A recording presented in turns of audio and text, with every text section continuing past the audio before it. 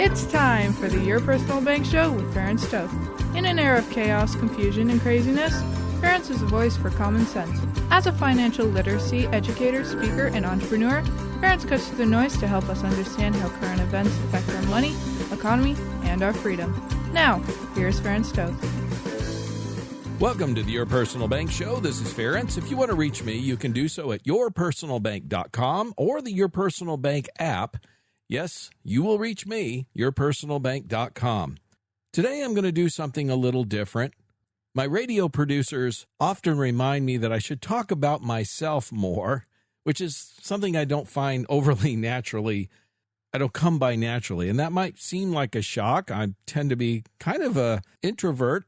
I'm not overly comfortable talking about myself a lot, but as they point out repeatedly, people like to hear your story or learn things about you. So today, in the spirit of the Christmas holidays, I'm going to share my story. This will help you understand where I come from and some of the things that I share on a consistent basis on the show.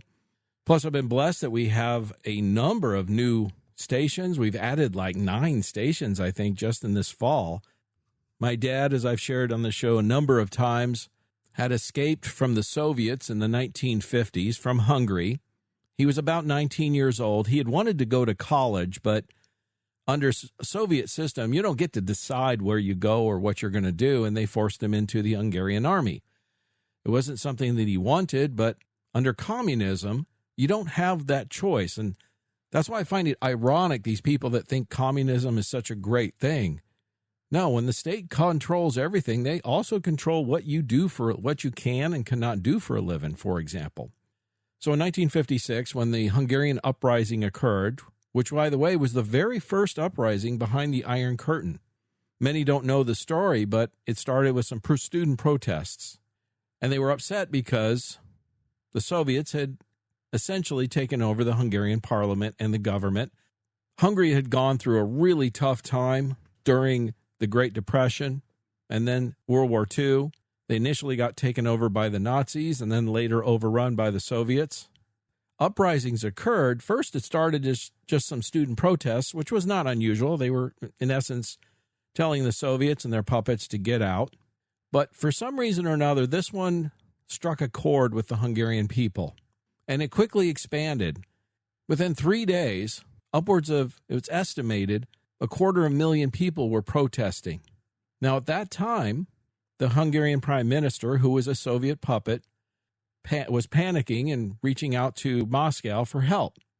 Khrushchev, who was the Soviet premier at the time, was hesitant to respond because he was waiting to see what the U.S. would do, and President Eisenhower. Now, this is all documented public record today, but it was unknown at the time. Eisenhower mulled over his decision for a couple of weeks. Would the U.S. intervene in this democratic uprising? The Hungarians, in fact, did kick out the Soviets. They escaped, and their puppets. They had elections. They established the first democratically elected government behind the Iron Curtain. And Khrushchev continued to pause to wait to see what the U.S. and Eisenhower, what the U.S. response would be. After about 3 months of Hungary enjoying freedoms that it had lost, Eisenhower let it be known through back channels that the U.S. would not intervene. Literally the next day, the Soviet tanks rolled, instituted martial law.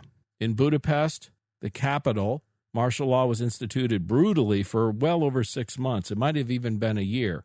There were curfews, all types of things. Much of this is not known, but I have first cousins who lived through this and have told me these stories, including my dad before he passed. During this time frame, the Soviets were rounding up any men of fighting age, and literally millions of Hungarian males escaped west. Primarily it was men. There were some women and children, but again, primarily men who escaped.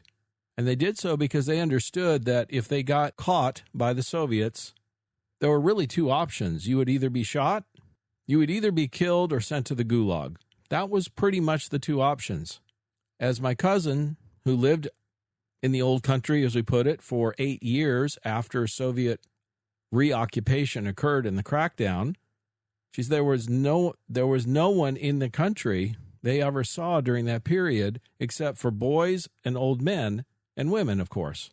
And this is a common tactic that tyrannical governments like communist governments do when they take over an area or a country, because they understand if they take out the fighting age men, that there's going to be little or no resistance.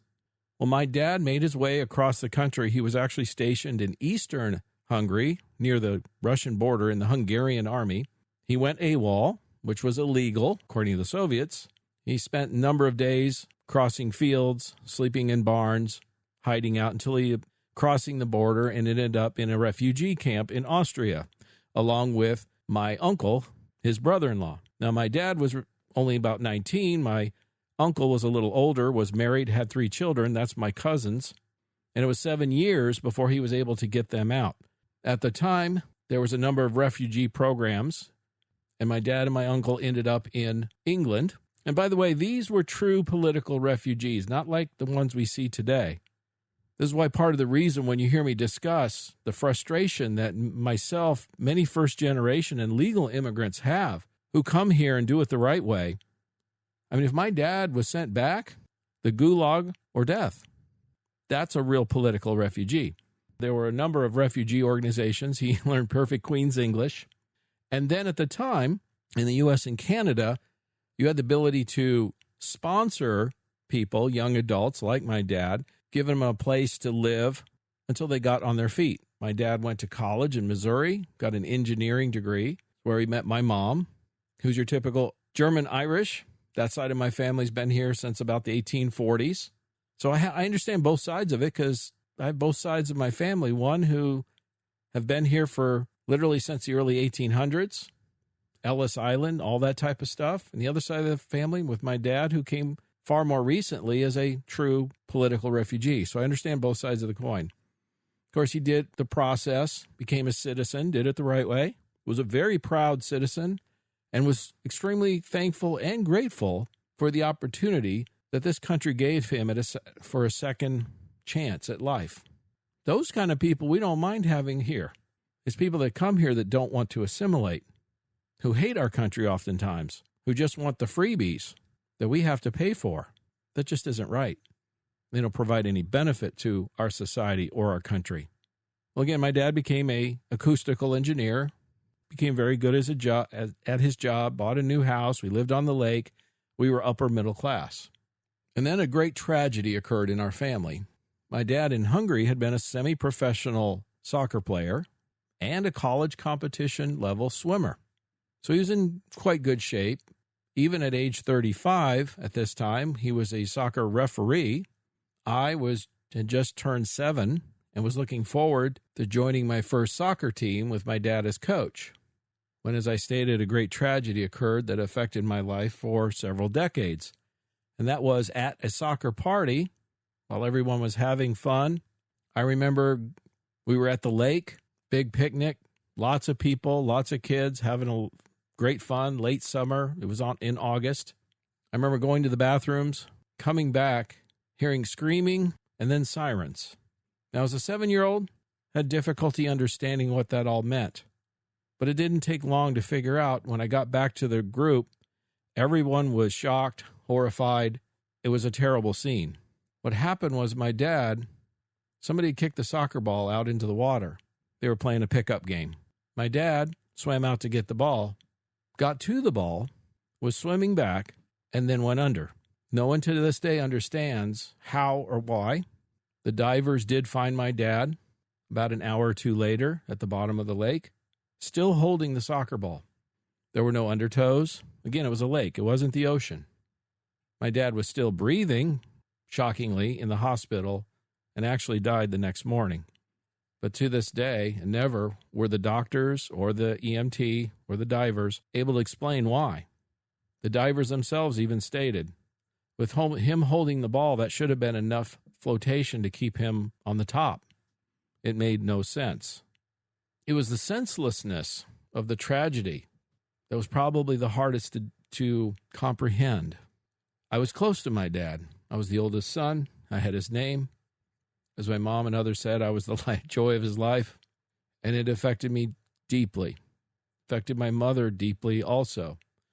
There was a sense of anger within her and even an emotional distance. I don't blame her even to this day. My mom still is living. She was never the same. She had 3 young children. I was the oldest. The youngest was 2. I became the man of the house. I was lost. I remember being in the Boy Scouts, going to the father-son campouts and being the only one there without a dad. I had to sleep in the Scoutmaster's tent with his son. There was always a constant reminder growing up that I didn't have a dad, and everyone else I knew did. This was in an age when divorce wasn't common. We were an upper-middle-class neighborhood. Like I said, everyone had 2 parents. It shaped me deeply. Now, I'm coming up on a hard break. I don't want to end on a bad note, but I want to share in the next segment a little bit more on how it impacted me, and then more importantly, how I was able to eventually overcome that sense of loss and tragedy. So I'm going to encourage you to stay tuned. Stay tuned for more common sense from Ferenc. For more information, contact Ferenc at 866-268-4422 or yourpersonalbank.com. That's 866-268-4422. This is Ferenc, host of the Your Personal Bank Show. Great news! Most insurance companies have announced higher dividends for 2025. They also reduced fees. This will increase cash growth even more than before. This is the best time in over 40 years to consider a high cash value dividend-paying policy. Also, dividends are expected to increase for the next several years. Contact me at Your Personal Bank or 866-268-4422. That's yourpersonalbank.com. Concerned about market risk? I'm Ferenc, host of the Your Personal Bank Show. Diversification is one of the best ways to offset risk. Your personal bank is not affected by the stock or real estate markets. It is an uncorrelated asset that provides true diversification. For more info, tune in to the Your Personal Bank Show or contact Ferenc at 866-268-4422 or yourpersonalbank.com. That's 866-268-4422. Welcome back to the Your Personal Bank Show with Ferenc Toth. Want more information? Contact Ferenc at 866-268-4422 or yourpersonalbank.com. That's 866-268-4422. Now back to the show with Ferenc Toth. Welcome back to the Your Personal Bank Show. This is Ferenc. If you want to reach me, you can do so at yourpersonalbank.com. You can also go to the Your Personal Bank app. Yes, you will reach me, yourpersonalbank.com. Like I said earlier, doing something a little different. It's a Christmas season. I want to wish everybody a Merry Christmas and a Happy New Year. But I'm telling my personal story, where I came from, how I got to where I'm at. And it might help many of you who are listening understand a little bit better why I think the way I do, why I share what I share, and how I came to be the person that I am today. And if you missed the first segment, again, I'd recommend going to yourpersonalbank.com or the Your Personal Bank app. You can listen to this or any of the previously recorded shows. I was sharing my childhood and the great tragedy that occurred to me when I was 7 by losing my dad in a drowning accident that just made no sense. Like I said, being the oldest son, one of the statements I remember, and maybe a little life lesson here, if you ever have this happen, I strongly encourage, please don't do this to somebody. But I remember first finding out the next morning that Dad had died. My mom was crying, obviously very shaken, very upset. And I don't blame her today, but this is something that impacted me quite deeply. She said, "Stop crying, you're the man of the house." I did. I stopped crying. And I tried to calm down my little sister and my little brother to my mom the best I could. She was inconsolable. It was a heavy weight to put on a 7-year-old kid. I realized that today. I didn't realize how much of an impact it was on me and for very many years later. We didn't have a lot of life insurance. I think my dad, again, at 7, I didn't understand this. Many of these things I learned later. My dad didn't have any life insurance to speak of except what was with his company as an acoustical engineer. As my mom stated later, that didn't last very long, probably maybe 6 months or a year. My mom had been a school teacher. School teachers notoriously didn't make a lot of money. She got a job, starting out, I think, substituting, eventually got a full-time teaching job, started going to school at night to get her master's degree so she could get a pay raise because money was now tight. We went from upper middle class to now definitely lower, barely hanging on middle class. A few years later, it became clear that we were not going to be able to keep the house, couldn't afford it. Moved on to a farm so we could raise some more of our own food. started raising horses, boarding them out to make some extra money. In 7th grade, I remember getting up at 4 a.m. with my mom to feed the horses before school. This is in Missouri. There were some really cold mornings in Missouri in the winter, but it was something we would do twice a day, every day. We had about a half-acre garden. We moved to a second place with about 15 acres. We had a 100-tree apple orchard, a hayfield. We had about 5 horses back then. We raised purebred Arabians, halter trained them to ride.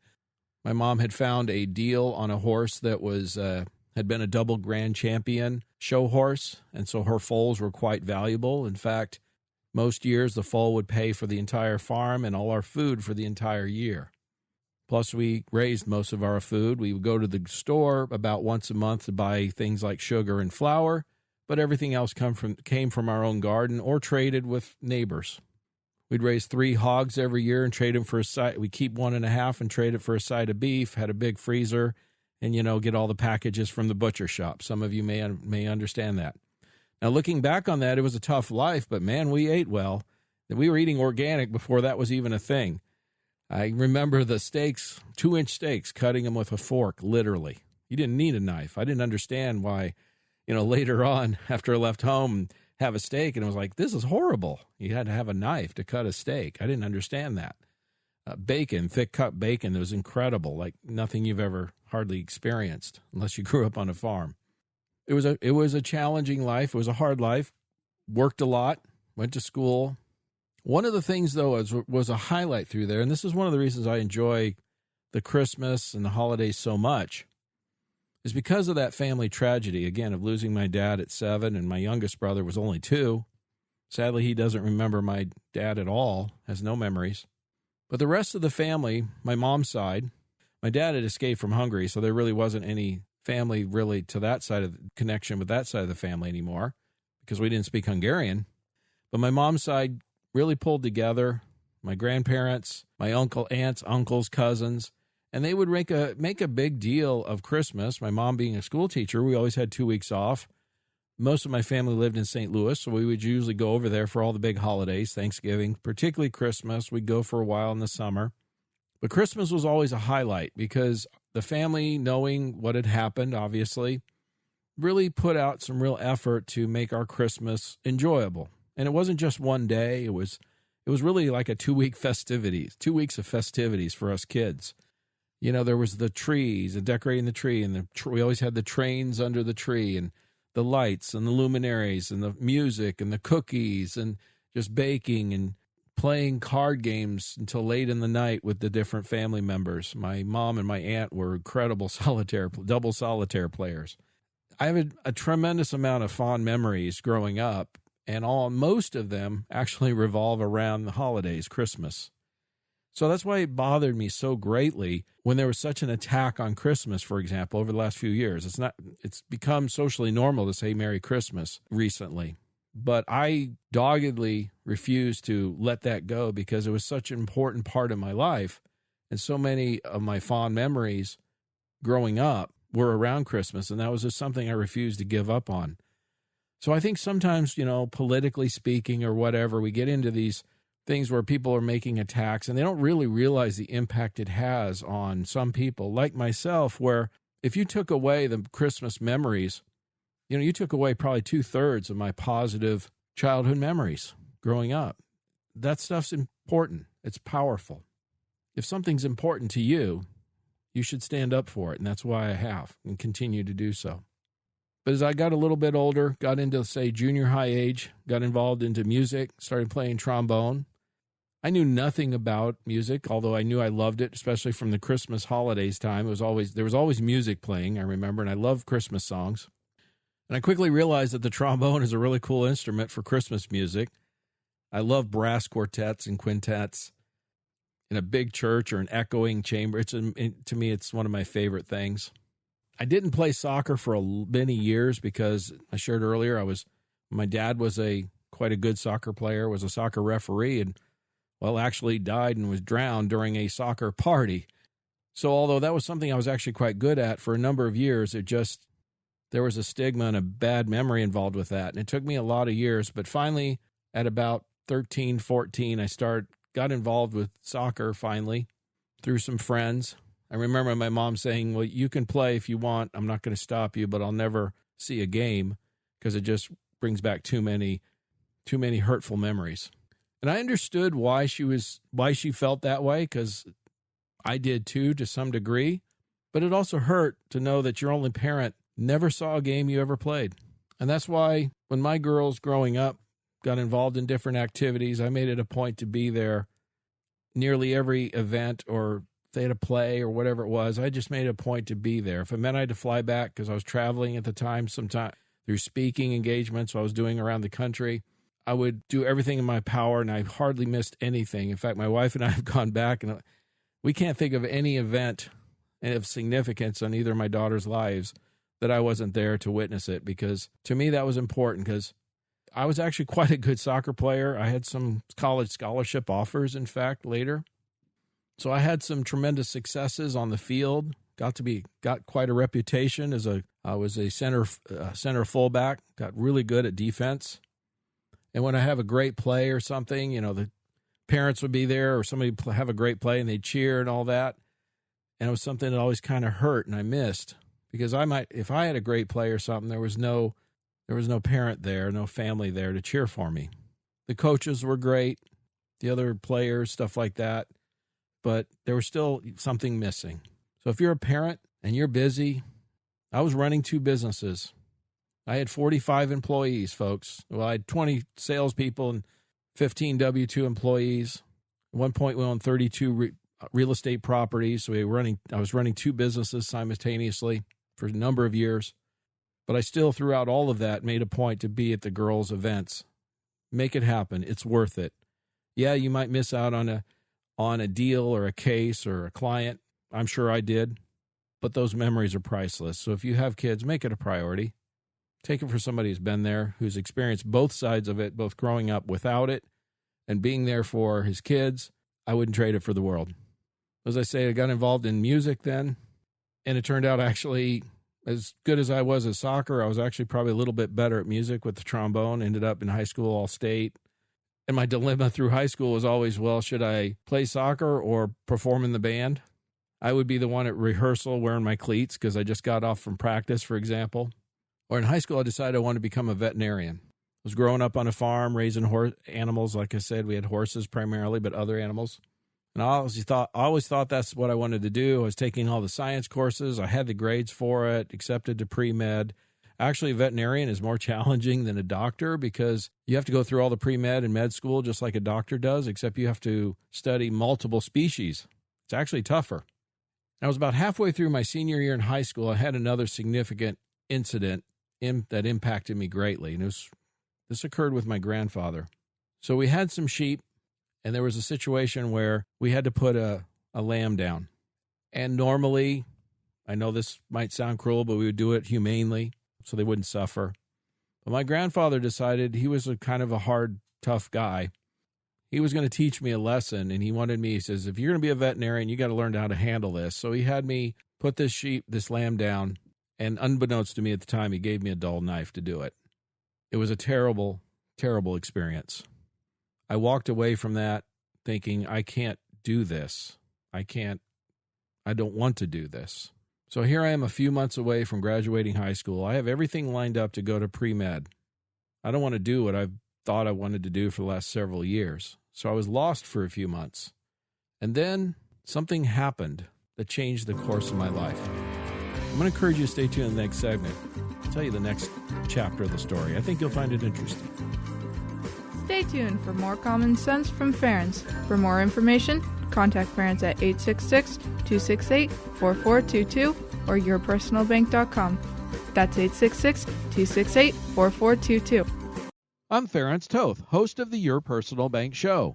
This is the golden era of fixed assets. Annuities and guaranteed lifetime income are paying the best rates in over 40 years. If you looked at annuities over 2 years ago, the numbers have increased significantly. If you own an annuity over 2 years old, the new products can not only pay your penalty to switch, but are often guaranteed to outperform your current product. For more info, contact me at yourpersonalbank.com or 866-268-4422. That's yourpersonalbank.com. Concerned about market risk? I'm Ferenc Toth, host of the Your Personal Bank Show. The S&P 500 valuations are higher than at any time ever recorded in stock market history. This includes 1929 and 1999. We all know what happened afterwards. It wasn't pretty. Elevated valuations increase risk to the downside. Annuities and Your Personal Bank offer unlimited upside with no downside market risk. Your principal is guaranteed. Contact Ferenc at yourpersonalbank.com to maximize returns, reduce market risk, increase liquidity, and reduce taxes. Welcome back to the Your Personal Bank Show with Ferenc Toth. Want more information? Contact Ferenc at 866-268-4422 or yourpersonalbank.com. That's 866-268-4422. Now back to the show with Ferenc Toth. Welcome back to the Your Personal Bank Show. If you want to reach me, you can do so at yourpersonalbank.com. Yes, you will reach me. It's yourpersonalbank.com, or you can go to the Your Personal Bank app. I want to wish everybody a Merry Christmas and a Happy New Year. Hope you're with you and your loved ones. I hope you're having a great holiday season. I've always had the attitude, if you work hard all year, you deserve the break. Enjoy it. Recharge your battery. Spend time with your loved ones. Today's show is a little different. I'm telling my story. The producers and station managers always say, hey, share more about yourself. People love to hear that. And I know I'm somewhat remiss in that. I get focused on different topics and things like that, and I want to educate people. But it is sometimes good to hear the story, the background, where you came from and why. So I figured this would be a good time to do it through the Christmas season. If you missed the first part of my story, where my childhood, some very traumatic experience, go to yourpersonalbank.com. You can listen to this or any of the previously recorded shows or the Your Personal Bank app. Well, the next stage, as I stated, I was going to be a veterinarian. I was in my second semester as a senior in high school. I'd been accepted to pre-med, all these types of things. I'd taken all the science classes. I had the grades. And from that experience with that lamb, I knew that I just couldn't do that anymore. So, pretty strong musician, had been all state. A group came from the U.S. Army, Old Guard, Fife and Drum Corps. I'm in high school in Kansas City, Missouri. Actually, a little town called Peculiar, Missouri. Some of you may know where that is. Raymore Peculiar High School. But they did an assembly, and it was the coolest thing I'd ever seen. They put on a performance, a show. They were dressed in the 1787 Continental Musicians uniforms. It was Fife and Drum and Bugle Corps. And they'd put on a show, something I'd never seen before. At the end, they shared, hey, if anybody's interested, we're recruiting musicians. Particularly, we need brass players. I'm an all-state trombone player. So I went down and talked to them a little bit, asked some questions, sounded really interesting. The big thing that appealed to me is they were stationed in D.C., and this was the unit that traveled throughout the country more than any other unit in the entire military. Well, travel was very exciting to me because growing up as a kid in Missouri, I hadn't been out of the state other than the neighboring states, hadn't seen any of the country hardly. We just never had the money for that. I was always working on the farm, raising food so we could survive. My mom had already told me she apologized, didn't have the money for college. Thankfully, I had gotten some scholarships because I had good grades, but realized I didn't want to go to college, like I said earlier. At that point, didn't know what I wanted to do. Well, then they said the one word. Then I asked, well, what if I wanted to join this organization group, what would I have to do? Well, first they said I'd had to do an audition. That was nothing I was concerned about. Like I said, I've been an all-state musician. They said, yeah, you should have no problem with that. And then the next step I'd have to join the Army. That was like hitting me with a bucket of cold water. I was not interested in that. I remember going home, and this was one of the few times that my mom really gave me some direction. As I stated earlier, I'm not blaming her. My dad drowning when I was age 7 really impacted her. It changed her forever. She did have a lot of anger. There wasn't a lot of support or encouragement, if you know what I'm saying, from typically you would get from a mom. It was when I went to play soccer, like I told her, she never came to a game because it was too painful.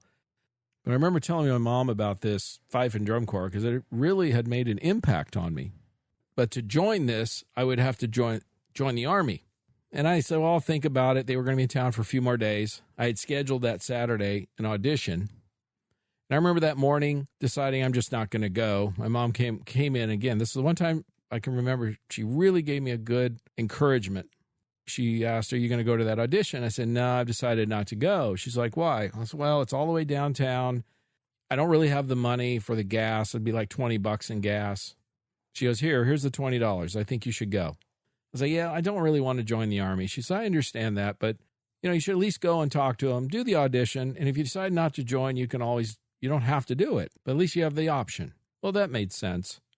So I went ahead and went down, did the audition, passed without a problem in that. Then I sat and talked to them, the guys who were in the unit, for a couple hours, and asked them what it was really like to be in the Army in the Old Guard. They traveled a lot. They did performances all over the country. And yes, you were in the Army, but it was a ceremonial unit. So it sounded kind of appealing. Like they said, yes, basic training, as they put it, it sucks. No, we're not going to sugarcoat that, but it's over in a couple of months and you're done. And then you go straight to the unit and you get to start doing what you want to do. Joined the U.S. Army, 3rd U.S. Infantry, Old Guard, Fife and Drum Corps. Got through basic training, which turned out to be, although again, I'll say that I agree with them, it sucked. I wouldn't want to do it again, but frankly, I really grew up in that, not from a physical standpoint, but an emotional one. They challenge you in ways that they push you beyond what you think you can do, much like a good coach does. And I really did grow up and mature and realize through basic training that I could accomplish a lot more than I thought I could. And I've carried that lesson throughout the rest of my life. It's not arrogance. It's just confidence, knowing if you set your mind to doing something and you set the goals, you write it down, take the steps, you create the action plan, you're going to get it done for the most part. And that served me very well the rest of my life. But now I'm in the Army. I'm traveling the country, performing all over the place. 3rd year, I realized that the Army was not going to be my career path. It just wasn't what I wanted to do another 20 years. Went back to Missouri State, got a degree, a bachelor in crop and soil science. Thought I'd become an agronomist. Got a job with the USDA. Absolutely hated it. Became a federal employee, and in 6 months, it was so stifling. I would call it mind-numbing for someone like me who was young and ambitious and wanted to do things and make a difference. I couldn't stand it. Gave my 2 weeks notice and left. Decided I was going to either get my master's degree, start a business. That's when I moved. Ended up in Phoenix, Arizona. Found a business, a retail plant nursery. I bought an existing business in Glendale, Arizona, which is a suburb of Phoenix, because I'd read a book that stated if you buy an existing business, it's got an ongoing cash flow. Made a lot of sense to me at the time. Here I am, 24 years old, self-employed, doing well, and the Gulf War hit. Gross sales dropped 40% overnight because when the economy takes a dive, people stop buying plants. I learned a hard business lesson from that. Struggled on for a couple more years. One of the good things I had done was there was a group who they provided mentors, retired business people. I had a guy that met with me once a month, had done so for a couple of years. And I remember at the end of that couple of years, he said, Ferenc, you had 3 strikes against you. You could have survived any 2 of them. He said, your lack of experience, lack of capital, and the economy turning on you. You could have survived 2 of the 3, but not all 3. So I ended up losing that business. We negotiated a way out of it. And here I am, no business, an agriculture degree that did me no good in Phoenix, Arizona. What are you going to do? Well, I tried my hand at a few sales jobs and suddenly realized I was quite good at it. Because it turns out if you're a good business person, business owner, you're typically a good salesperson. You have to sell your business, your service, your products, whatever it is. I was a natural and didn't even realize it. Eventually, I landed on a company that did retirement planning, primarily focused on annuities, IRAs, 401ks, that type of thing.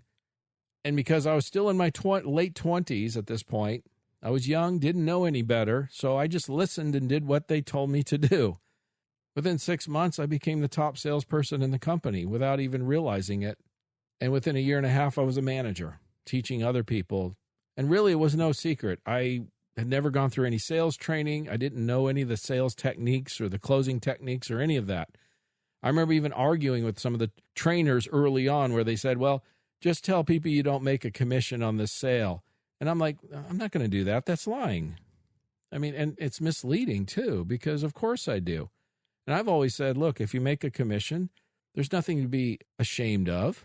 I openly share that with prospective clients. Look, this is how I get paid. And if I recommend a product to you and it's beneficial to you, I'm going to get paid from the company for doing it. And of course, if it makes sense for you and you benefit, the company makes money and I make money, we all win. It's a win-win-win. Most people appreciate that. They understand you have to make a living. That's how I feed my family, right? And I just tell people that straight up front. And I think they appreciate the straightforward, the honesty behind that. Just the direct, straightforward, no-nonsense approach. I guess I got it from growing up on a farm in Missouri. I don't know. Maybe it's just part of my personality. But I've just always felt if I give it to people straight, and I also tell them the strengths and the weaknesses of any particular product, because we all understand there's nothing perfect. We're all adults, and I treat people like adults. And it served me well. Quickly became one of the top annuity producers in the country. I was top 10 in the country with the top 1 or 2 annuity companies in the country for multiple years in a row. Because I was setting company records, top producer in the company and one of the top in the country, then they made me the trainer for the company. So they wanted to know what I was doing. I was able to change the entire culture of an entire company on how we presented our products. It was kind of a fun time for a young guy just coming up in the industry and the business, but just being straight with people. And then I had another significant tragic impact in my life at that time. I'm going to encourage you to stay tuned in the last segment. I'll share with you what that was and how it impacted my life and where I am today. So stay tuned. Stay tuned for more common sense from Ferenc. For more information, contact Ferenc at 866-268-4422 or yourpersonalbank.com. That's 866-268-4422. This is Ferenc, host of the Your Personal Bank Show. Your Personal Bank is a financial concept that allows you to grow your money insured with guarantees, income tax-free, and highly liquid. Also, you have the potential to continue to earn interest on money you invest in other assets, purchase items, or pay expenses. How can you do this? First, invest in a high cash value policy to earn dividends. If you leave money in the policy, it'll grow like any investment, insured with guarantees and tax-free. Second, we establish a bank line of credit using the cash in the policy as collateral. When you access funds, you receive them from the bank. Typically, dividends earned are higher than the interest charged by the bank. You keep the difference. This is known as positive arbitrage. If you want to earn interest on money you spent or invest elsewhere, contact me at yourpersonalbank.com or 866-268-4422 for more info. That's yourpersonalbank.com. Welcome back to the Your Personal Bank Show with Ferenc Toth. Want more information? Contact Ferenc at 866-268-4422 or yourpersonalbank.com. That's 866-268-4422. Now back to the show with Ferenc Toth. Welcome back to the Your Personal Bank Show. If you want to reach me, you can do so at yourpersonalbank.com. Yes, you'll reach me. It's yourpersonalbank.com. You can also go back and listen to any of the previously recorded shows on the Your Personal Bank app or on our website, yourpersonalbank.com. Today I'm doing something a little different, sharing my story. Of course, I want to wish everybody a Merry Christmas, Happy New Year. If you want to hear more about my story, I've shared a lot of things in the previous segments. Go to our website or app, Your Personal Bank app, and you can listen to this or any of the previously recorded shows, like I said earlier. So as I stated, I got into the financial business. I was in my late 20s. I was like one of the youngest guys in the industry. Funny story, we would get these incentive trips. If you're one of the top producers, these companies provide these trips. So I'm in Barcelona, Spain, of all places. I had hardly ever been out of the country prior to that. We're at this awards dinner, and I remember they had the top 100 producers in the country at this awards dinner. And to give you an idea how green I was at the business, and so was the guy I had gone to work for, had started his agency 7 months before I joined him. So he was a new agency owner himself, and he was a little older than me, not by much. And we were both we were so new, we just didn't know any better, if you know what I'm saying. We were just doing what the more experienced people in the industry were telling us to do. And so we're at this awards dinner, and they're announcing their production, how much business they'd done for the year. And they were doing it in order, starting at number 100 and working their way up. And I remember neither of us had any idea really how much business I had done that year. It wasn't something I really ever kept track of. In fact, I was even surprised when they told me at the end of the year, hey, you won a trip to Barcelona. I was like, really? I didn't even know there was a trip. to give you an idea how green we were. We're this awards dinner. They keep announcing, here's number 50 and here's number 40. And my name hadn't come up yet. And we're kind of looking. I looked down and I said, how much business did I do this year? And he goes, I don't know. He wasn't tracking it either, really. The numbers were kept getting bigger and bigger. And I'm like, there's no way I did that much. He goes, no, maybe they forgot about you. And I'm thinking the same thing. And they're getting up to the top 20 and top 15 and top 10. And we're both like, they must have forgot about me. Like, well, we're here. This is cool. Oh, well, whatever. We'll straighten it out later, right? Well, it turns out they finally call my name. I'm number 7 producer, top 7 in the country with one of the largest annuity companies in the country. Now, I'm in my 20s. Literally, just about everybody in the room is easily 50s, 60s, and older. No, none of them had paid any attention to me. I'm just this young kid. They thought I was actually one of the kids of one of the producers that qualified, like a family member, right? Created huge shockwaves in this company. Like, how did this 20-something kid get up here and be in the top 10 in the country in annuity sales? Straight with people. I did the same thing for multiple years in a row after that. And then, about our 6th year, the owner of the company, who I'd developed quite a strong, close friendship, relationship with, he was killed in an airplane crash. He'd bought a private plane, and his plane went down suddenly, unexpectedly. So here I have this business. I'm the manager. The owner has died. What are we going to do? There were some efforts to purchase the company and things like that didn't work out. So I ended up, my wife and I decided to start my own company 22 years ago. I modeled many of the things that we had done building that company up first 6 years, copied the things that worked, eliminated the things that didn't, and we were able to quickly build up an agency. And within about 5 years, we had 4,000 clients. As I stated earlier, I had 20 salespeople, 15 W-2 employees in the office. Business was going good. Got involved in real estate investing because my CPA was like, you need some tax write-offs. So we started investing in real estate, buying rental properties and things, fixing them up. After a couple of 3 years, we own 32 properties. We're in Phoenix. Things are looking good. Business is good. Real estate is good. We got into developing land. We bought several acres in Prescott, Arizona. Brought in the roads, the wells, built 5 houses, sold them, bought 5 more acres in North Scottsdale in a county pocket. At that point, the appraised value of the real estate was about $4.5 million, and that was 2007. Great recession hit. Real estate values in Phoenix, we were in the eye of the storm. Our $4.5 million of real estate dropped to less than half. I went from about $1.5 million in the black to about $1 million in the hole in about a year. Was recommended by a couple bankruptcy attorneys to file bankruptcy, but the problem was we still had this insurance agency that was still profitable, and I would have had a bankruptcy trustee take over the business, and I knew they would probably run it in the ground. It was my only source of income, so we had to negotiate with the banks and then later with the IRS, and that took about 5 years. Not a fun process. Very stressful. Very challenging. Thankfully, we finally got out from under that, worked our way out of the debt. Took about a decade, folks. I'm not going to sugarcoat it. It was not a fun process, and at times it was very frustrating and even depressing at times. But something that really made an impact on me at that time was my wife, who had probably been married about 10 years at that point, had a couple of kids, great person, great support, said something to me that was, again, it's one of those moments of impact that changes your direction of your life. She said, yeah, you've gone through a lot of things. You've had a lot of experiences. You've had some challenges. You can choose to make lemonade out of lemons. You have knowledge and experience that few have that you could share with others and help them. And she was right. And that's when things really started to pick up and change. We got introduced to the personal bank concept, investing in high cash value insurance policies, insured, guaranteed, tax-free, highly liquid. We do IULs and whole life. Few agents do both. I do. They both have their strengths and limitations, depending on the person and their age and their goals. One's a better fit than the other. That's the facts. And I'll argue that with anyone. Providing the annuities, unlimited upside growth, no downside risk, tax deferred, great way to grow your money safely.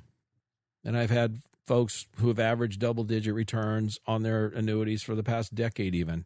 I mean, these are tremendous products if you really understand them and how they operate. I've been sharing that on this radio show quite a lot over the last few weeks and months even. Again, go to Your Personal Bank or Your Personal Bank app, yourpersonalbank.com or the Your Personal Bank app for more information, or stay tuned. In some of the next shows, I'll get back into it. That's not my focus today. Again, I'm just sharing my story, where I came from, how I got to where I'm at. And I've also, because of the business experience, the real estate experience, and then met some folks who invited me to join a bank board. They later then voted me to be the chairman of the board of the bank. Went through a process for a couple of years of attempting it's called a bank in formation, to try to open a bank in Scottsdale, Arizona. Eventually, I decided, this was during the Biden administration years, which was a lot of regulatory challenges, and decided it just wasn't a good environment to try to start a bank. It was taking too much time, and that turned out to be a very good decision because, banks, especially small banks, community banks, regional banks, with the way interest rates have gone, it's a challenging time for banks. But I learned a ton. I learned the whole banking industry. That's something that I didn't know until I got involved with it, how little cross-pollination there is between the financial world and the banking world. You would think they would be, there would be more, but there's not. There's not much of that at all. Here's what I find. In the financial world, there's three major areas. You have Wall Street. That's where, stocks, bond, mutual funds, diversify, grow your nest egg, obviously, but it's focused on growth with some risk. There's the safe money areas with the personal banks, grow your money safely, insured, guaranteed, tax-free, annuities, unlimited upside, no downside risk, all that. And then there's the banking world, which is all about debt, interest rates, creating cash flow, positive arbitrage. And I've had experience in all of those areas over the years. And then also as a real estate investor, as I stated earlier, I owned 32 properties at one point. I've been an entrepreneur. I've owned a retail business, been the owner of a bank in formation, owned the financial agency. I've had employees, W-2s, 1099s, kind of done a little of everything, if you know what I'm trying to say. Oh, I forgot to mention, when I owned the retail nursery, I also had a rather high-end landscape design and installation business. I got to the point where we were doing a lot of complete landscape overhauls in historic houses, for example, in a lot of the historic districts in Phoenix, which were fun projects. So I know what it's like to run crews, to have employees, to have 1099 salespeople, to have a retail store, to be on the board of a bank, to run in a financial agency. There's a lot of things about business that carry from one business to another. There's a lot of specifics in different ones. But all those different experiences that I have, it's amazing. It's pretty rare that I run across somebody, potential client, that doesn't have a situation that I probably haven't dealt with at some point, or I have multiple clients that have and learned from them. So a lot of what I've done today, probably 3/4 of my clients are entrepreneurs, self-employed. I have a lot of professionals too, obviously, and just average everyday folks. A number of my clients just reach out to me for business advice, touch base. They want a sounding board, maybe some experience in that area, or somebody that knows somebody that's done that, and give them some perspective maybe they didn't realize before. And those are the kind of things I bring to people. And what it does is it allows me to make a difference, actually really make a difference. And that's what I love doing. I guess that's what I've always loved doing from the beginning. It's funny, my wife would always say, if I come home and I had a good day, she could always tell there'd be a sparkle in my eye. She says, "You met somebody who got it, didn't you? You made a difference." I said, "Yeah." It was never about how much I made or didn't make. Although, make a good living. I've done well. I've shared earlier, one of the top producers in the country consistently over years. I got a couple of teenage young adult daughters, so I'm not done. I'll be around for a while, quite a while, actually. And I have a passion for what I do. So I don't really see ever like retiring per se, sitting in a rocking chair. That just frankly sounds boring to me. I could see someday as I actually really get older, I'm not anywhere close to that yet, but eventually someday slowing down a little bit. But I don't ever see hanging my hat up unless, health issues came up or something, obviously. And I have a team that works with me. Sometimes I get asked that, what if something happens to you? I've got a team. I've trained dozens and dozens of agents over my career in the personal bank concept and annuities and various things like that. But I guess the thing that I'll leave you with this, the reason why I get out of bed in the morning, the thing that motivates me is I genuinely look forward to when I know I have an appointment with somebody to talk to them about their financial situation, their goals, what they want to accomplish. We go through their situation and we find most of the time, easily 90% of the time plus, I'm able to, in some material way, improve their financial situation, make it more efficient, reduce their risk, lower their taxes, maybe help them start a business or expand their business or help them retire sooner, you name it, whatever it may be. Get genuine joy from that, especially as I work with these people over the years. I've got clients that have been with me well over a decade and longer. And it's fun getting back with them periodically and seeing where they were at, where we started, and where they are today, just seeing the progress. To me, that's fun. I actually enjoy it, problem solving and making their lives better. And that's where my passion is. And that's what keeps me going. That's where my motivation is. And I don't see that slowing down anytime soon. So I hope you enjoyed me maybe sharing my story a little bit, where I came from, where I'm at, where I'm going. And if you want to become a part of my life and me be a part of yours, at least in a small way, and hopefully make a big difference going forward, enhancing your financial future, making it better, improving it, making it simpler, helping you retire sooner or more efficiently. I had a guy today, it was so cool. I was able to show him how to increase his income. He's 75 years old, and I was able to show him how to increase his income, monthly income, guaranteed by 10% or more. Guaranteed by 10, probably more. That's fun to me. So if those kinds of things, any of that sounds interesting, or maybe you're not sure I can help you or not, but you just want to reach out, we'll chat and let's see. I'll tell you 90+% of the time I can. But in the meantime, have a Merry Christmas. Happy New Year. Enjoy your loved ones. Enjoy the time. Reflect on where you want to be. What's your next 5 years going to look like? And I don't care what your age is today. Where do you want to be in 5 years? Because next week's show, I'm going to share my annual Circle of Life and goal setting session, which has become very popular. So I'm going to encourage you to stay tuned to next week's Your Personal Bank show. And as always, as long as it's on our money, in God we trust. This is Ferenc, host of the Your Personal Bank show. My show focuses on creating tax-free buckets of money, insured, guaranteed, highly liquid, and the ability to create positive arbitrage. Did you know this is the best time in over 40 years to invest in index annuities? An index annuity allows you to 1. Grow your money safely without market risk. Once gains are locked in, they're guaranteed against future market loss. 2. Double-digit potential upside on good market years with no losses in bad years. Principal is guaranteed. 3. A 7 to 8% fixed interest option is available in the first year. If you're interested in growing your money with potential index-related gains without downside market risk, this is the best time in over 40 years to consider an annuity. If your annuity is over 2 years old, the newer products likely have far superior potential returns. Please contact me at yourpersonalbank.com or 866-268-4422 for more info. That's yourpersonalbank.com. Contact Ferenc at 866-268-4422 or yourpersonalbank.com. That's 866-268-4422. This show is designed to provide accurate and authoritative information. The presenter and guests of this program do not engage in legal, accounting, or tax advice. Professional advice regarding your situation should be sought if required. Some products discussed may have limitations and not be available in all states. Concerned about market risk? I'm Ferenc Toth, host of the Your Personal Bank show. The S&P 500 valuations are higher than at any time ever recorded in stock market history. This includes 1929 and 1999. We all know what happened afterwards. It wasn't pretty. Elevated valuations increase risk to the downside. Annuities and Your Personal Bank offer unlimited upside with no downside market risk. Your principal is guaranteed. Contact Ferenc at yourpersonalbank.com to maximize returns, reduce market risk, increase liquidity, and reduce taxes.